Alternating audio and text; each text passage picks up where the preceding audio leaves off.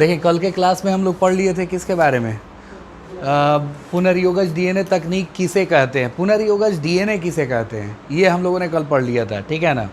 और किसी भी जीव को आनुवांशिकता रूपांतरित करने के लिए हम लोगों को कितने स्टेजेस को फॉलो करना होता है बताएं, 3 स्टेजेस को फॉलो करना होता है। फर्स्ट स्टेज क्या था, वांछित जीन युक्त डीएनए की क्या चीज़, पहचान करना।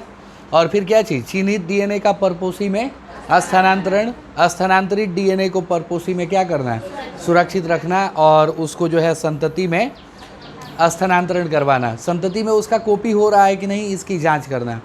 आज का टॉपिक हम लोगों का रहेगा क्या चीज़, पुनर्योगज डीएनए तकनीक के साधन। पुनर्योगज डीएनए कैसे बनाया जाता है, रिकॉम्बिनेंट डीएनए कैसे बनाया जाता है, समझ में आ रहा है ना। जैसे हम लोग एग्जाम्पल बहुत सारा पढ़े हैं, बकरी में, बकरी का जीन किस में, बकरी में, ठीक है ना, बकरी में किसका जीन, मकड़ी का, क्या बोलते हैं, हाँ मकड़ी का जीन हम लोग बकरी में डाल देते हैं और उस बकरी को हम लोग कहते हैं क्या चीज़, स्पाइडर गोट, क्या नाम रखते हैं उसका, स्पाइडर गोट नाम रखते हैं, समझ में आ रहा है ना। वो डिज़ायरेबल प्रोडक्ट जो है मिलते हैं हम लोगों को, ठीक है ना, फाइबरस हो जाता है उसका मिल्क जो है थोड़ा फाइबरस हो जाता है, समझ में आ रहा है ना। तो ऐसा हम लोग करेंगे, लेकिन कैसे, तो देखें हम लोगों को कल भी बताया गया था कि अगर हम लोग चाहते हैं पुनर्योगज डीएनए बनाना तो इसके लिए जो है कुछ साधनों की ज़रूरत पड़ेगी, जिसमें सबसे पहला चीज़ क्या है बताएं, सबसे पहला जो है हम लोगों को मिलेगा प्रतिबंधन एंजाइम। कौन सा एंजाइम, प्रतिबंधन एंजाइम, ठीक है ना। प्रतिबंधन एंजाइमों को क्लीविंग एंजाइम भी कहा जाता है, ये याद रखेंगे हम लोग, क्या कहा जाता है, क्लीविंग एंजाइम, ठीक है ना। क्लीविंग का मतलब होता है काटना, क्लीविंग मतलब क्या होता है, काटना या तोड़ना। और दूसरा कौन सा एंजाइम, पॉलीमरेज एंजाइम।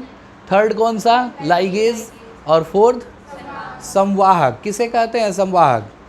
संवाहक हम लोग कहते हैं जो PBR 322 है, प्लाज्मिड, ठीक है ना, वो होता है संवाहक, जो हमारे डीएनए को परपोषी जीव में लेके जा सके, उसको संवाहक कहेंगे। और तब किसकी ज़रूरत है, परपोषी जीव की ज़रूरत है, किसकी ज़रूरत है, परपोषी जीव की, समझ में आ रहा है ना। अब इसके बाद जो है आज हम लोगों को देखना होगा क्या चीज़, सबसे पहले नंबर पे हम लोग प्रतिबंधन एंजाइम को देखेंगे। प्रतिबंधन एंजाइम ये वही है जिसको हम लोग रेस्ट्रिक्शन एंजाइम कहेंगे, क्या कहेंगे इसको, रेस्ट्रिक्शन एंजाइम, समझ में आ रहा है ना। रेस्ट्रिक्शन एंजाइम का एक और नाम होता है, क्या बताएं, रेस्ट्रिक्शन एंजाइम को हम लोग आणविक कैची भी कहते हैं, याद है ना, चैप्टर 6 में हमने बताया था, ठीक है ना। आणविक क्या चीज़, कैची कहते हैं हम लोग, ठीक है ना। मोलेकुलर सीजर यहाँ भी दिया हुआ होगा, आणविक कैची, हाँ ऊपर में कहाँ, इसमें, हाँ इसके ऊपर दिया गया था, इसके ऊपर दिया गया था कि इसको हम लोग आणविक कैची भी, मोलेकुलर सीजर भी कहते हैं, क्योंकि ये अणुओं को काटता है। कौन से अणुओं को, डीएनए अणुओं को। आज का टॉपिक जो है बहुत इंपॉर्टेंट होने वाला है, यहाँ से क्वेश्चन भी बहुत सारे पूछे जाते हैं, तो इसलिए हम लोग फोकस रखेंगे यहाँ, ठीक है ना। देखें सबसे पहले प्रतिबंधन एंजाइमों की खोज कब हुई और किसके द्वारा हुई, ये तो हमने पढ़ा था, चैप्टर के शुरुआत में पढ़ा था कि किसके द्वारा हुई थी, बताएं कौन थे, हर्बर्ट बोयर या स्टैनले कोहेन, हर्बर्ट बोयर, सन 1963 में, कब बताएं, सन 1963 में, ठीक है ना। 2 एंजाइम पृथक किए गए, कितने एंजाइम, किससे, ई कोलाई, ठीक है ना। ई कोलाई में जीवाणु भोजी की वृद्धि को रोक देते हैं। चैप्टर 6 में अल्फ्रेड हर्शी और मार्था चेज का प्रयोग हम लोग पढ़े थे, याद होगा। तो अल्फ्रेड हर्शी और मार्था चेज के प्रयोग में ये पढ़े थे ना कि जब जीवाणु भोजी का संक्रमण करवाया जाता है, किस पर बताएं, ई कोलाई पे, ठीक है ना। ई कोलाई पे जब जीवाणु भोजी का संक्रमण कराया जाता है तो ये जो है क्या करता है, ये जीवाणु को मार देता है ना, जीवाणु को मार देता है। ये भले विषाणु जो है, ये विषाणु बैक्टीरियोफेज जीवाणु भोजी, ये जीवाणु से छोटा है, जीवाणु से जो है क्या है, लेकिन इसको मारने की क्षमता रखता है, समझ में आ रहा है ना। कहावत कहते हैं लोग कि देखन में छोटन लागे घाव करे गंभीर, समझ में आ रहा है ना, वही हाल है इसका, ये बहुत छोटा होता है और हर एक विषाणु जीवाणु से क्या होते हैं, छोटे होते हैं, लेकिन फिर भी विषाणु जो है वो जीवाणु को मारने की क्षमता रखते हैं। खास तौर पे ये वाले जीवाणु भोजी, इनका नाम ही रख दिया गया है जीवाणु भोजी। इनका भोजन कौन? जीवाणु। भोजन का मतलब इनको डाइजेस्ट करना, उनको पचा जाना, उनको ख़त्म कर देना। समझ में आ रहा है ना? तो जीवाणु भोजी को जो है, जीवाणु भोजी के डीएनए को काट देता था। इसके अंदर ऐसे 2 एंजाइम निकाले गए जो इसके डीएनए को काट देता था। अगर इसके डीएनए को काट दिया जाए तो क्या ये जीवाणु को मार पाएगा?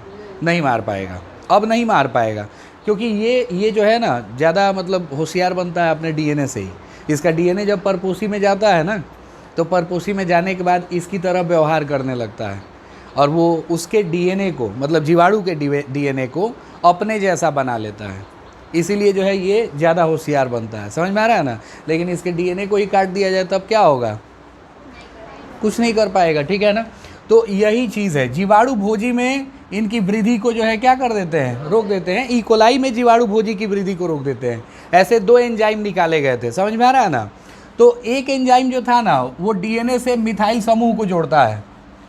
ठीक है ना? इसकी ज़रूरत नहीं है। 2 एंजाइम जो निकाले गए थे उनके बारे में बताया गया है कि एक एंजाइम जो है डीएनए से किसको जोड़ता है? मिथाइल समूह को। और एक एंजाइम जो है ना, एक एंजाइम वो डीएनए को क्या करता है बताएं?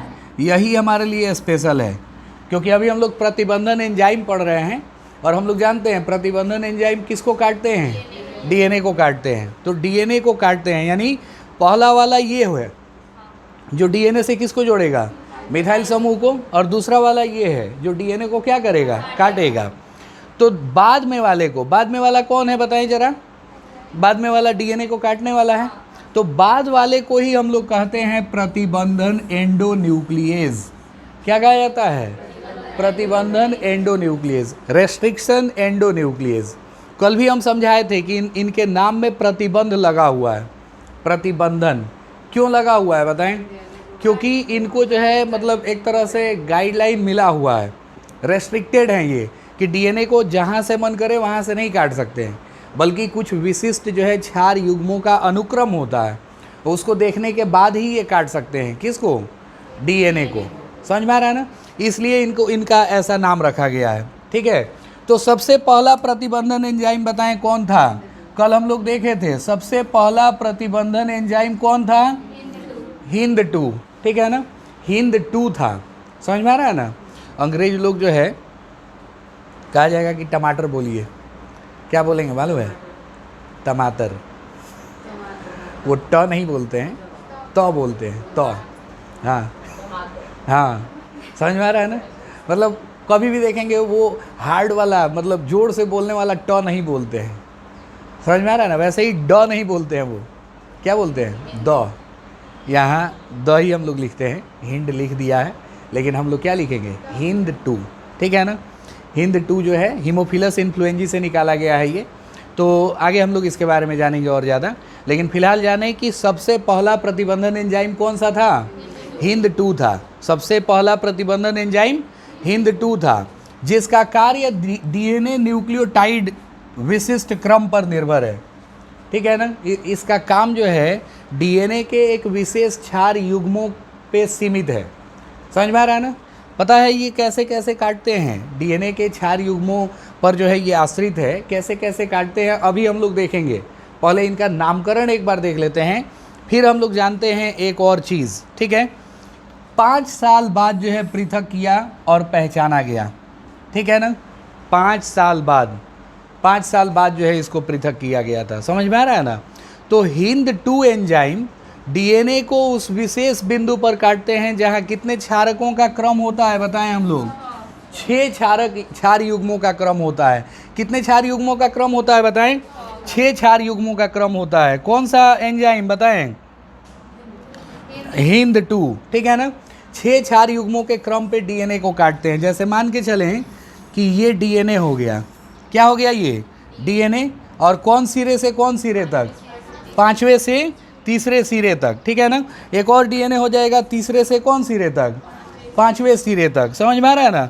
तो इसमें जो है हम लोगों को GT, ये देखेंगे हम लोग, G और कौन? T। फिर इधर जो है हो जाएगा कौन कौन बताएं? इधर हो जाएगा हम लोगों का A। ठीक है ना? A और कौन हो जाएगा? C हो जाएगा। ठीक है ना? कितना हुआ बताएं? 2 की 4 या 5? कितना हो गया अभी? 4 हो गया, ठीक है ना। 2 और होते हैं, एक हो जाएगा हम लोगों का प्यूरीन और एक हो जाएगा पायरिमिडीन। समझ में आ रहा है ना, प्यूरीन और क्या चीज़, पायरिमिडीन। प्यूरीन पायरिमिडीन इसलिए लिखा गया है, प्यूरीन और पायरिमिडीन इसलिए लिखा गया है ना क्योंकि यहाँ पे कुछ भी हो सकते हैं, ठीक है ना। पायरिमिडीन और प्यूरीन हम लोग बना लेते हैं। देखेंगे हम लोग पढ़े हैं ना, नाइट्रोजन क्षार कितने प्रकार के होते हैं, 2 प्रकार के। नाइट्रोजन क्षार कितने प्रकार के, 2 प्रकार के। कौन कौन, एक प्यूरीन होता है, एक पायरिमिडीन। प्यूरीन में कौन कौन आता है, प्यूरीन में कौन कौन आता है, AG, और पायरिमिडीन में CUT, कट, ठीक है। तो यहाँ पायरीन और पायरिमिडीन और प्यूरीन लिख रहे हैं, वो इसलिए लिख रहे हैं क्योंकि पायरिमिडीन में से कोई सा भी आ सकता है। पायरिमिडीन में से कौन कौन सा आ सकता है बताएं, इसमें C आ सकता है या T आ सकता है, और प्यूरीन में से कोई भी आ सकता है, मतलब A आ सकता है या G आ सकता है। समझ में आ रहा है ना, ध्यान से देखेंगे हम लोग इसको। अब बताएं जरा, G के साथ कौन जुड़ेगा, T के साथ A, और पायरिमिडीन है, पायरिमिडीन के साथ कौन जुड़ेगा, प्यूरीन। पायरिमिडीन के साथ प्यूरीन, और प्यूरीन के साथ पायरिमिडीन। समझ में आ रहा है ना, ये बात हम लोग जानते हैं ना, ये तो चैप्टर 6 में ही पढ़े हुए हैं लोग, इसीलिए 6 के बाद 11 पढ़ाते हैं। समझ में आ रहा है ना, नहीं तो फिर दिक्कत हो जाएगी, तब तक सब भूल जाएंगे हम लोग। A के बाद जो है कौन हो जाएगा, T हो जाएगा, और C के साथ कौन हो गया। इसको जरा हम लोग इधर से पढ़ते हैं, मतलब 5वें सिरे से तीसरे सिरे की ओर और 5वें सिरे से तीसरे सिरे की ओर। बताएं क्या पढ़ा जाएगा, GT हो गया, पायरिमिडीन, प्यूरीन, और AC हो गया। इधर से क्या पढ़ा जाएगा, GT, पायरिमिडीन, प्यूरीन, A और C। सेम सेम पढ़ा जा रहा है कि नहीं। तो कल हम लोग एक अनुक्रम पढ़े होंगे, याद होगा हम लोगों को, पैलिंड्रोम अनुक्रम, याद है। पैलिंड्रोम अनुक्रम किसको कहते हैं, DNA पर उपस्थित क्षार युग्मों का वह अनुक्रम जो एक निश्चित दिशा में पढ़ने पर एक सा मालूम पड़ता है, उसे ही हम लोग क्या कहते हैं, पैलिंड्रोम सीक्वेंस या पैलिंड्रोम अनुक्रम कहते हैं। समझ में आ रहा है ना। तो अब हम लोग बात कर रहे हैं कि आखिर HindII काटता कैसे है DNA को। कल हम लोग जो है शायद इको R1 का पढ़े थे ना, इको R1 का जो है काटने का स्थल हम लोग पढ़े थे, GAATTC, देखे थे ना। तो वो जो है चिपचिपे सिरे बनाता है, इसका सिरा दूसरा होता है। ये देखें हम लोग, इसका सिरा कैसा होता है और ये किस प्रकार से DNA को काटता है, हम लोग देखते हैं।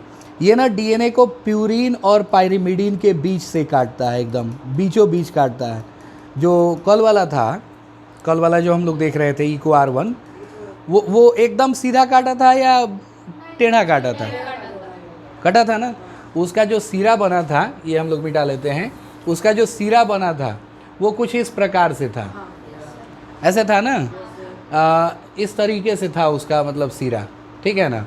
एक और सिरा जो है इस तरीके से था, यही था ना, एक और सिरा जो है ऐसा था। समझ में आ रहा है ना। तो ऐसे सिरे जब बनते हैं तो इनको छिपछिपे सिरे कहा जाता है, क्योंकि इधर जो है जो भी रहेगा बेस पेयर, जैसे A है तो इधर वाले किसके साथ जुड़ जाएगा, T के साथ जुड़ जाएगा। समझ में आ रहा है ना, इधर वाले T के साथ जुड़ जाएगा। इधर फिर A है तो A से जो है कौन जुड़ जाएगा बताएं, T जो है जुड़ जाएगा। तो ये उस प्रकार के सिरे बनाता है।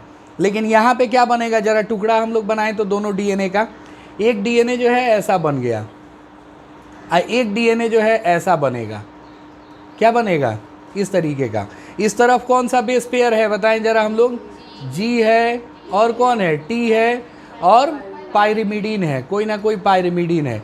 इधर कौन है बताएं, प्यूरीन है, प्यूरीन के बाद कौन है, A है, और A के साथ कौन है, C है। फिर वैसे ही नीचे नीचे जो है कौन हो जाएगा, C हो गया, A हो गया और प्यूरीन हो गया कि नहीं। फिर इधर कौन हो जाएगा, पायरिमिडीन, फिर T और फिर क्या चीज़, G। समझ में आ रहा है ना, इस तरीके से हो जाएगा। तो ऐसा DNA का टुकड़ा जब मिलता है ना तो इसको ब्लंट एज बोलते हैं।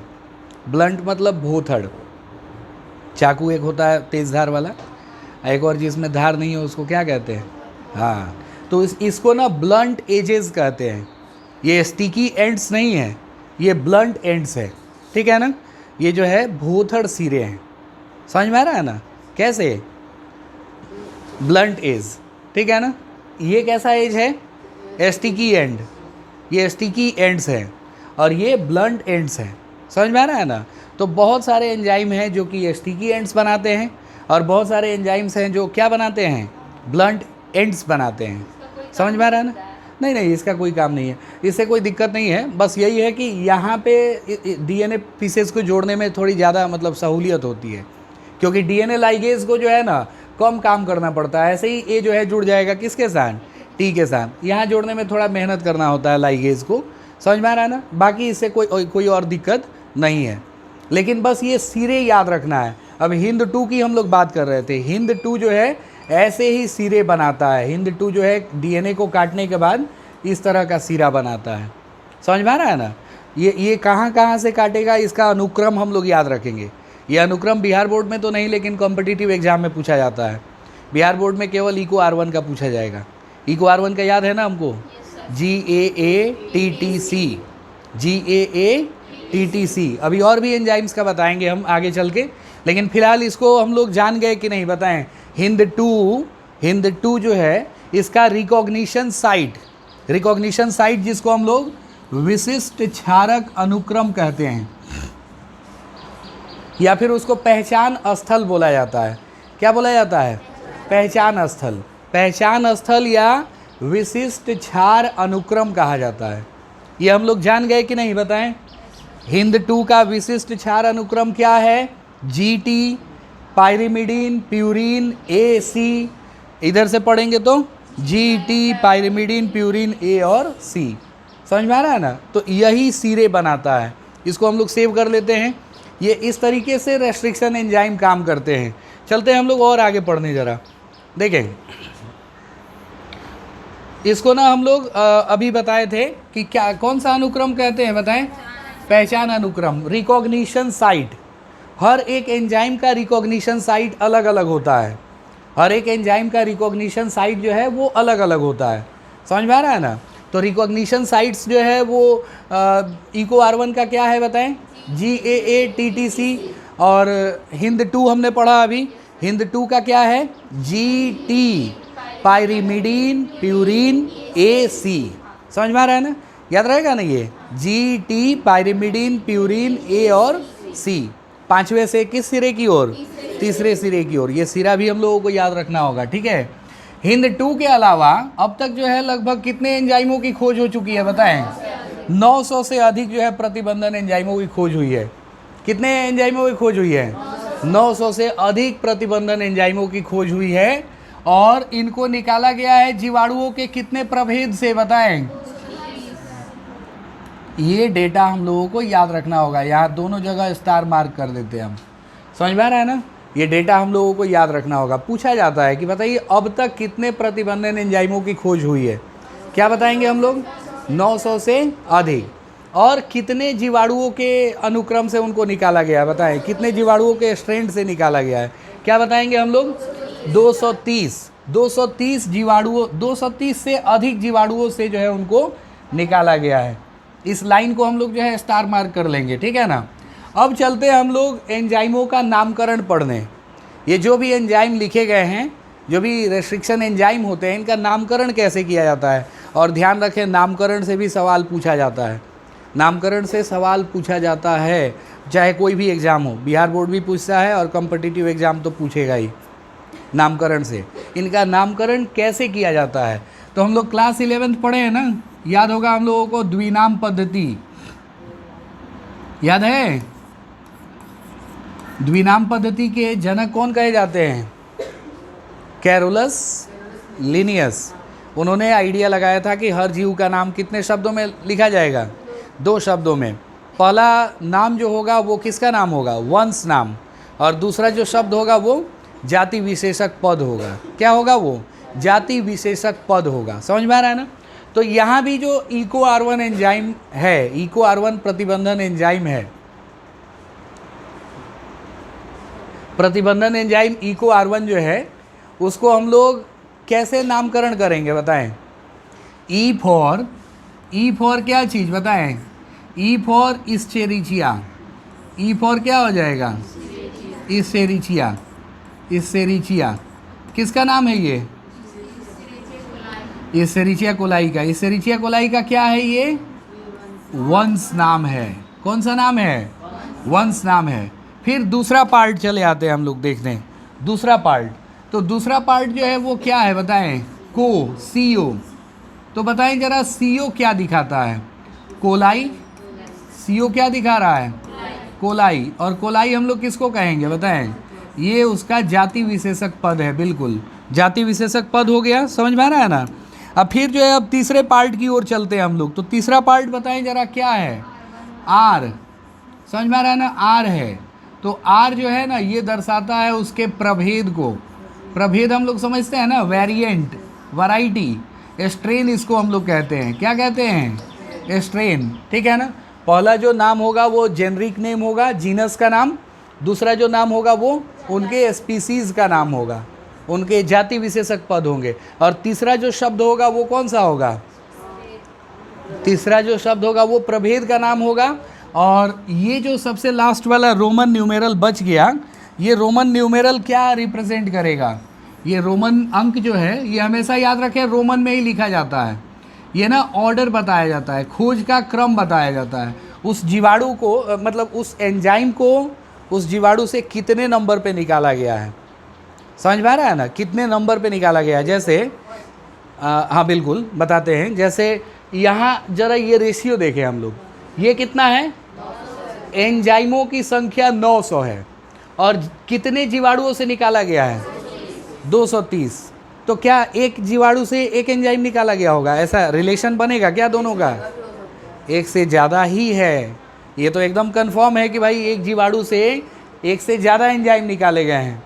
अगर हम लोग जो है भाग भी देते हैं 900 और 200 कितना 30, तो ये करीब करीब आ जाएगा कितना 3.9 के समथिंग आएगा।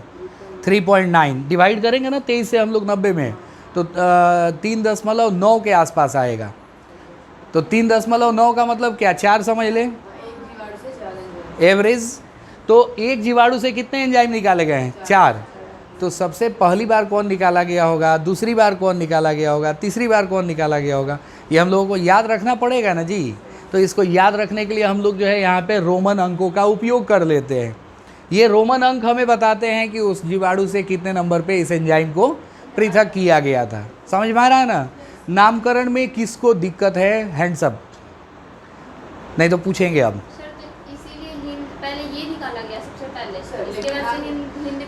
नहीं नहीं, वो अलग अलग जीवाणुओं से, हिंद 2 को दूसरे जीवाणु से निकाला गया था, हीमोफिलस इन्फ्लुएंजी से। हाँ, सबसे पहला एंजाइम हिंद ये दूसरे जीवाणु का है, वो दूसरे जीवाणु का है। अभी नामकरण उसका भी लेंगे।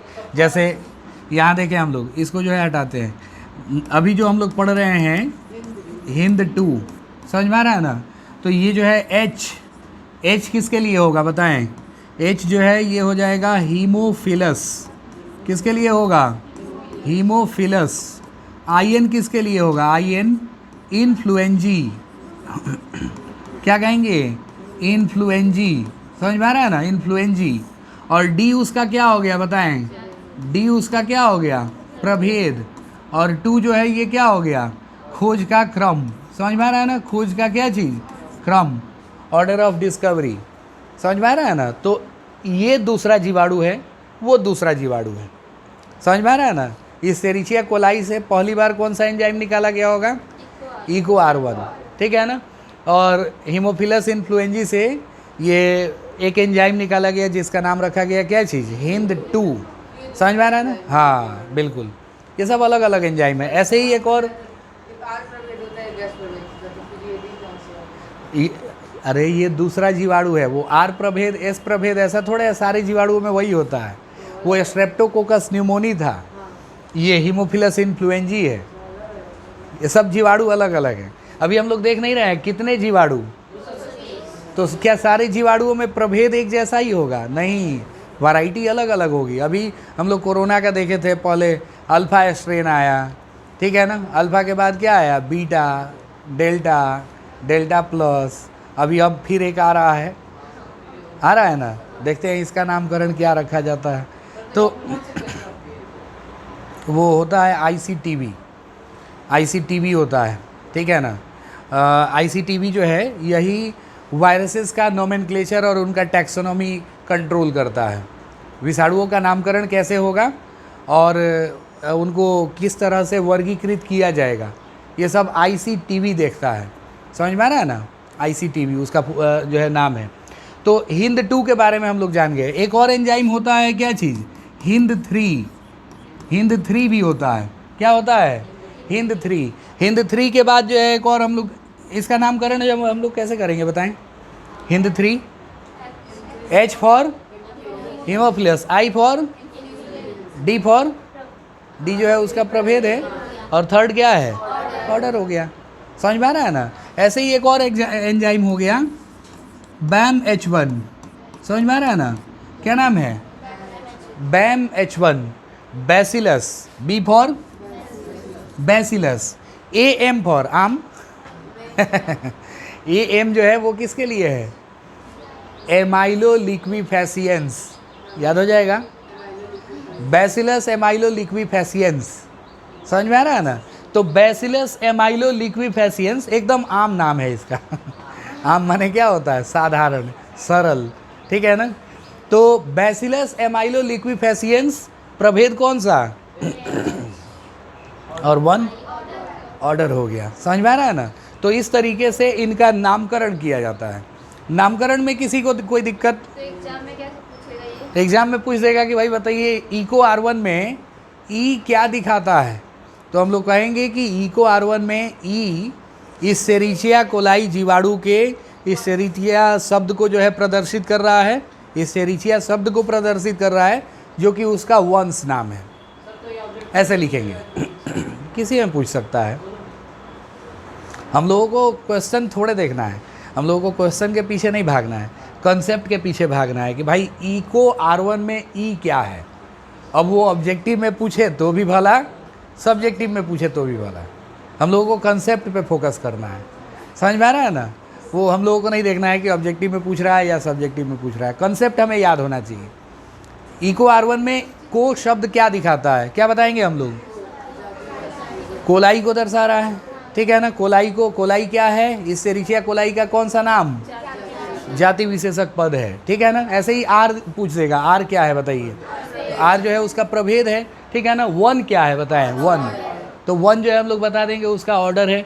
तो ये हम लोग नामकरण देख लिए ना, नामकरण हम लोग समझ गए एंजाइमों का नामकरण कैसे किया जाता है।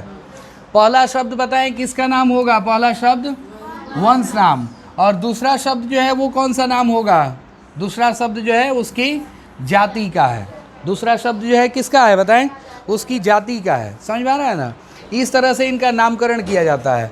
अब एक सवाल है कि बताइए प्रतिबंधन एंजाइम कितने प्रकार के होते हैं, ध्यान से देखेंगे हम लोग, प्रतिबंधन एंजाइम कितने प्रकार के होते हैं।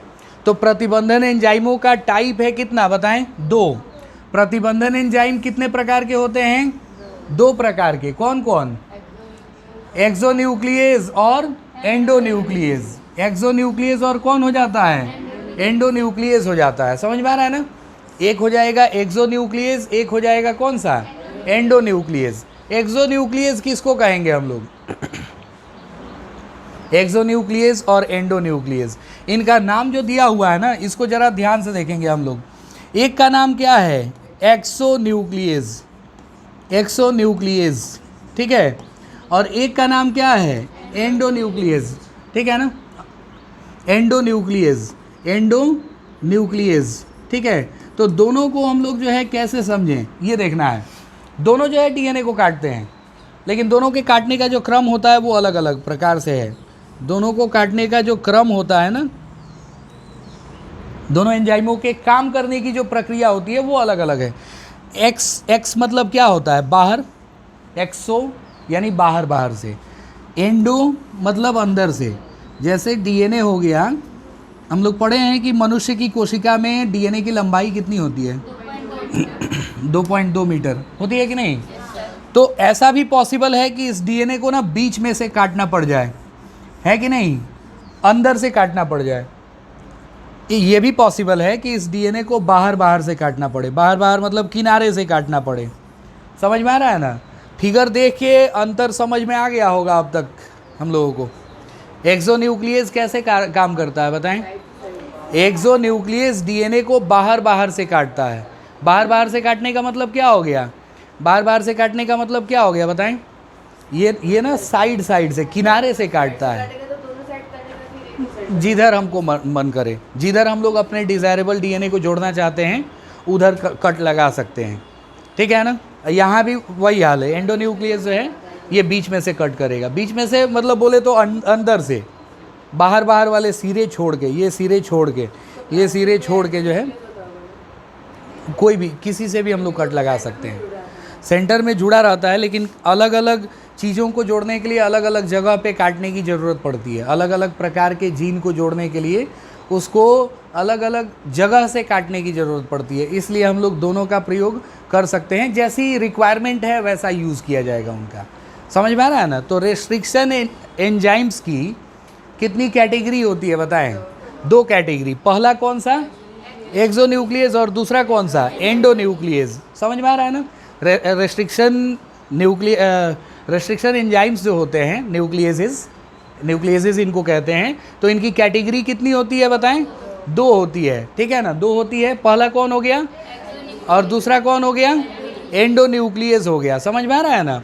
ये देख रहे हैं हम लोग, बताया जा रहा है ना कि एंडोन्यूक्लियस, एक्सोन्यूक्लियस, ठीक है ना, डीएनए के सिरे से न्यूक्लियोटाइड को अलग करता है। ये इसकी बात करी जा रही है, एक्सोन्यूक्लियस की। डीएनए के सिरे से न्यूक्लियोटाइड को अलग करता है। सिरा मतलब एंड, एंड से काटेगा ये, इसलिए इसको एक्सोन्यूक्लियस कहते हैं हम लोग। ठीक है ना?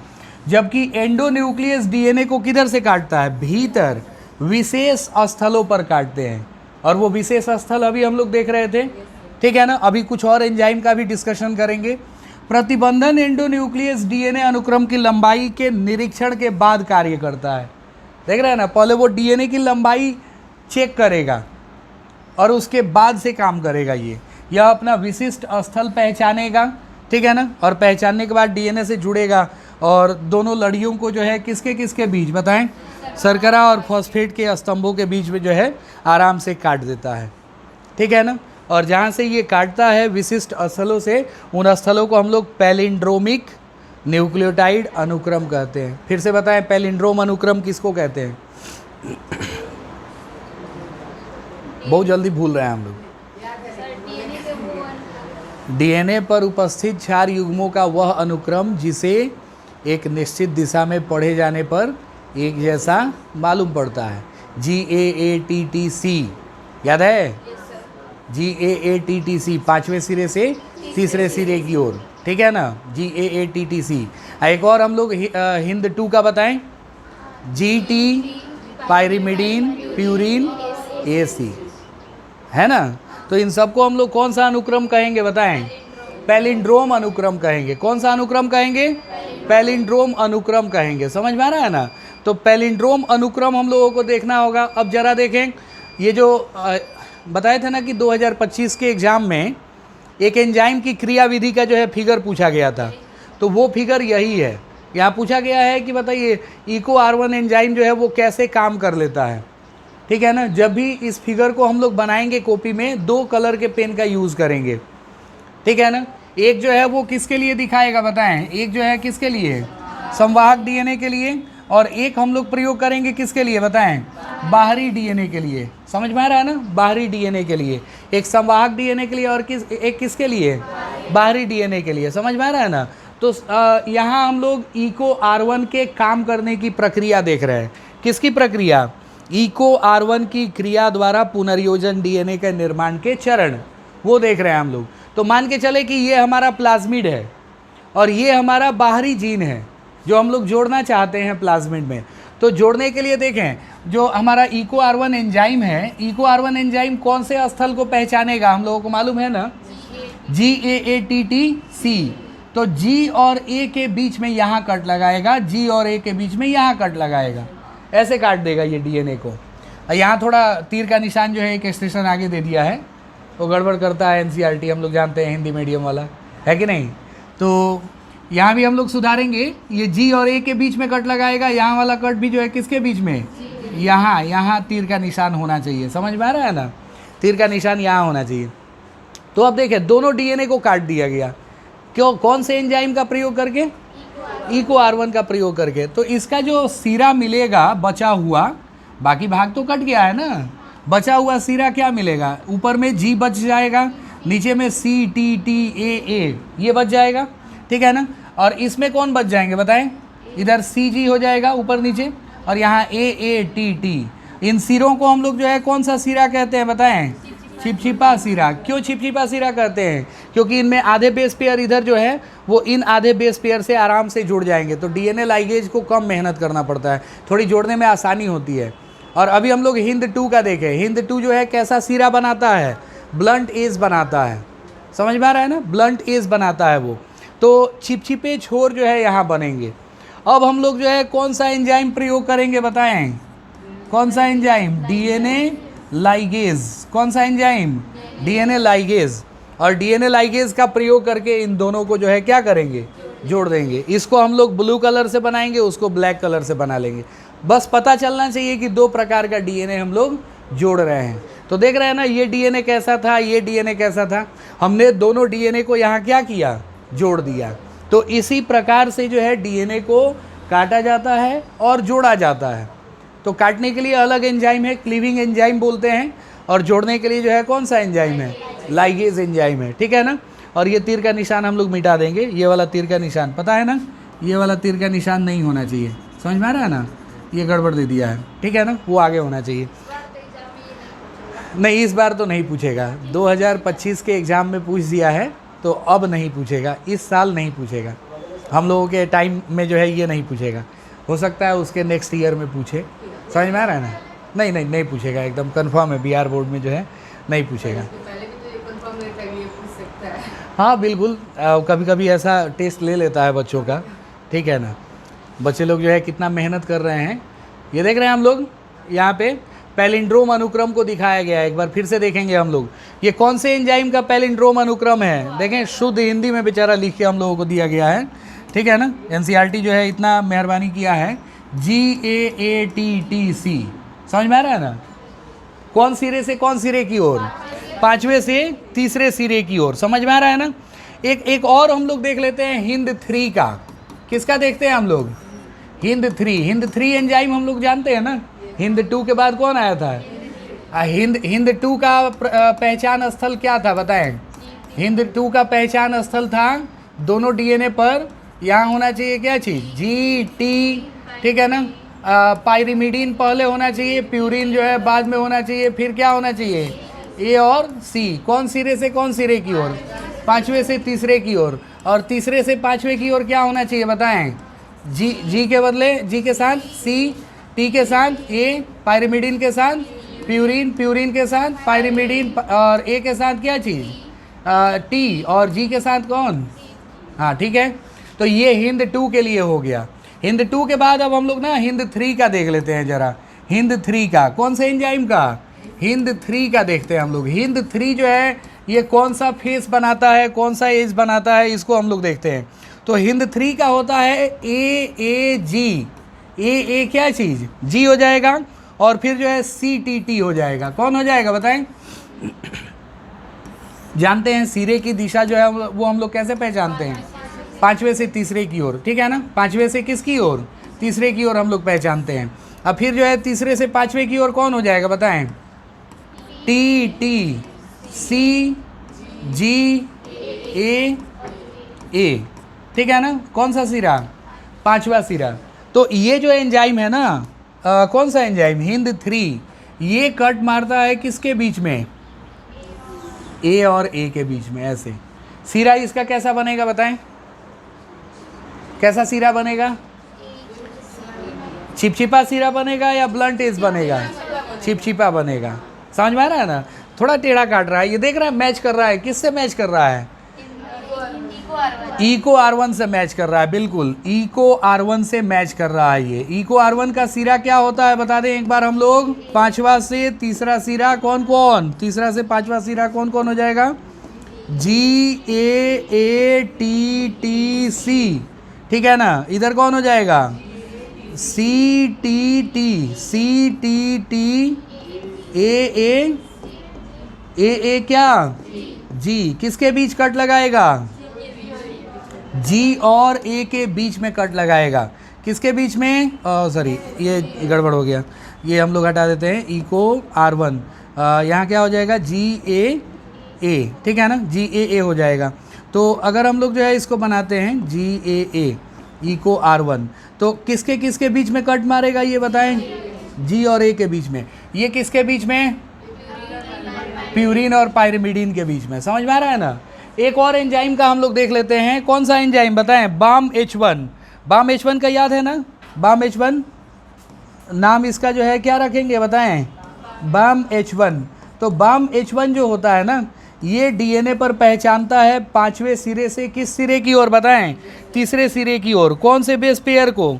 GGA-TTC, TCC, GGA और क्या चीज़? TCC। किसको पहचानेगा? TC और किसको? C को। इसके बाद देखें हम लोग, ये जो है तीसरा सिरा से कौन सिरा? 5वां सिरा हो जाएगा। तो इस पे कौन सा बेस पेयर हम लोग जोड़ दे बताएं? CCT हो जाएगा। और AGG, ये किसके बीच में कट मारेगा? ये भी जो है ऐसा ही कट लगाता है। समझ में आ रहा है ना? तो ये कितने प्रतिबंधन एंजाइमों का पहचान स्थल हम लोग लिख लिए हैं बताएं? कौन कौन सा? पहले HIND-2 का हम लोग लिख लिए, HIND-3 का लिख लिए, इको R1 का पता ही है, वो तो कल से पढ़ रहे हैं लोग, अभी तक याद नहीं हुआ। याद हो गया है। और फिर किसका लिखे हम लोग? BAM-H1 का लिखे। समझ में आ रहा है ना? BAM-H1 का हम लोग लिख लिए ना। BAM-H1 किसके बीच कट लगाएगा? इसमें से सबसे ज़्यादा इम्पोर्टेंट कौन है? देख रहे हैं ना, सबसे ज़्यादा साइन लगा है उसके ऊपर, इको R1 है। एक और कभी कभी कॉम्पिटिटिव एग्जाम में इसका पूछ देता है, HIND-3 का जो है पूछ देता है। समझ में आ रहा है ना? तो ये एक्स्ट्रा नॉलेज के लिए हो गया हम लोगों के पास, इसको याद रखेंगे। रिकॉग्निशन साइट, पहचान स्थल, पहचान बिंदु, याद रहेगा ना सबका? हर एक एंजाइम का इसका जो है हम लोग लिख लेंगे, फेयर में जो है ना इसको लिख लेंगे हम लोग, ठीक है? तो चले अब इसके बाद जो है हम लोग देखते हैं टॉपिक फिर से एक बार जो है हम लोगों को ना डीएनए बना के दिखाया गया, ये मान के चले हैं, ये ज़रा देखेंगे हम लोग इसको, ये एक बार देख लेते हैं। कौन सा फिगर है ये? पुनर्योगज डीएनए तकनीक का आरेखीय प्रदर्शन। एक बार फिर से हम लोगों को पुनर्योगज डीएनए के बारे में दिखाया गया है। तो ये देखे हो गया हमारा कौन सा एंजाइम बताएं? कौन सा डीएनए? बाहरी डीएनए। और बाहरी डीएनए हम लोग पहचान के लाए हैं, किसी जीव से निकाल के लाए हैं। और ये हो गया हमारा प्लाज्मिड, पता है ना प्लाज्मिड? प्लाज्मिड क्या होता है? वाहक होता है, कैरियर। यही डीएनए को ले जाता है अगले जीव में, होस्ट ऑर्गेनिज्म में। समझ में आ रहा है ना? तो हम लोग इसका भी कटिंग कर लेंगे। कौन से एंजाइम से? लाइगेज से कटिंग करेंगे। हम लोग इस पे प्रयोग करेंगे प्रतिबंधन एंजाइम। इस पे भी प्रयोग करेंगे क्या? प्रतिबंधन एंजाइम।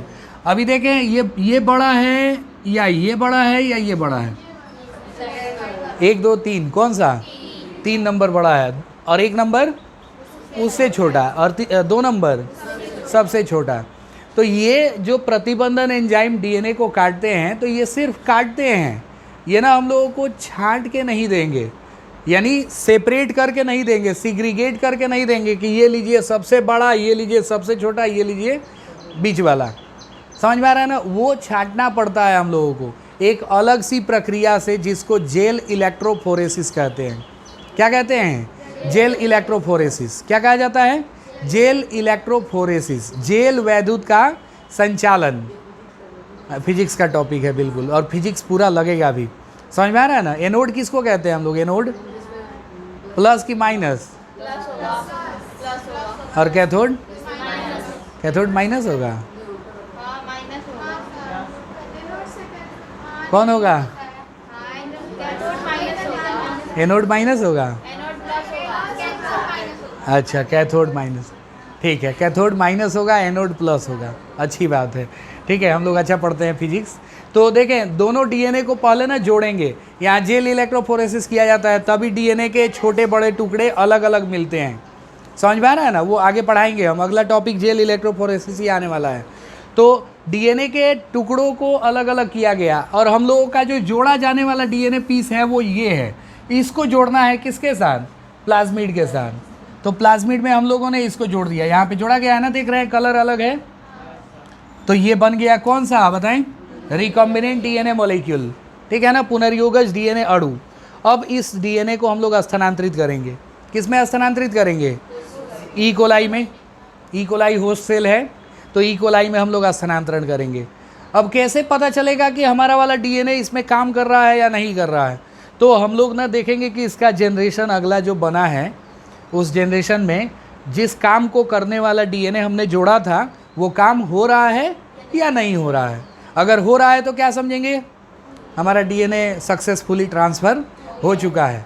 अगर नहीं काम कर रहा है तो समझेंगे कि अभी नहीं गया है, फिर से एक बार और ट्राई मारेंगे। समझ में आ रहा है ना। तो ऐसा होता है, इस तरह से हम लोग रिकॉम्बिनेंट डीएनए टेक्नोलॉजी को काम में लाते हैं। ये देखें हम लोग जेल इलेक्ट्रोफोरेसिस, जेल इलेक्ट्रोफोरेसिस कल पढ़ेंगे इसको हम लोग, ठीक है ना, कल का टॉपिक यही रहेगा, इसको अच्छे से देखना है। और फिलहाल कल का हम लोगों का वर्क होगा, किसको लिख के लाना है, हर एक प्रतिबंधन एंजाइम के पहचान स्थल को लिख के हम लोग चेक करवाएंगे।